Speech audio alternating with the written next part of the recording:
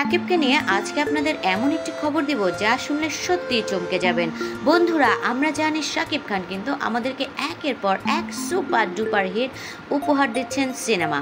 কিন্তু সাকিব খান এবার শুধুমাত্র সিনেমাতেই নয়, ব্যক্তি জীবনেও তিনি খুব সুন্দরভাবে মেনটেন করছেন, ছেলেকে সময় দিচ্ছেন এবং মানুষের বাহবা করাচ্ছেন। কারণ তিনি এর আগে তার বড় পুত্রকে নিয়ে ঘুরতে গিয়েছিলেন, এবার ছোট ছেলে বীরকে নিয়ে ঘুরতে গেছেন। যদিও বুবলি এবং অপুকে নিয়ে অনেক সমালোচনা রয়েছে, সেদিকে আজকে আমরা একেবারেই যাব না। ভিন্ন একটু বিষয় নিয়ে আপনাদের সাথে কথা বলবো, আমাদের সঙ্গেই থাকুন।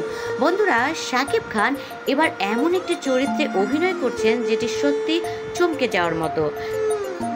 মেজর সিনহা। হ্যাঁ, নিশ্চয়ই আপনাদের নিউজ দেখতে দেখতে মেজর সিনহার কথা মনে আছে এবং মেজর সিনহাকে আমাদের কারোরই ভুলে যাওয়ার কথা নয়। এবার তিনি অভিনয় করবেন মেজর সিনহা চরিত্রে। তাকে নিয়ে সারা দেশে আলোড়ন তুলেছিল। দীর্ঘ বিচার প্রক্রিয়ার পর তার খুনিরা বর্তমানে ফাঁসির অপেক্ষায় রয়েছে। সেই গল্প এবার উঠে আসবে সিনেমার পর্দায়। এটি পরিচালনা করবেন শাকিব ফাহাদ। তিনি আগেই জানিয়েছেন একজন আর্মির চরিত্রে শাকিব খানকে হাজির করবেন তার সিনেমায়। জানা গেছে সেই আর্মির চরিত্রটি হতে যাচ্ছে মেজর সিনহারই। পরিচালক শাকিব একটি সূত্রকে নিশ্চিত করেছেন সিনেমাটি মেজর সিনহার বাস্তব জীবনের ঘটনার উপর ভিত্তি করে তৈরি করা হবে। সত্য ঘটনাকে কেন্দ্র করে নির্মিত হলেও এতে থাকবে সিনেমাটিক রোম্যান্স, অ্যাকশন এবং গান, যা দর্শকদের বিনোদনে পুরো পরিসর দিবে।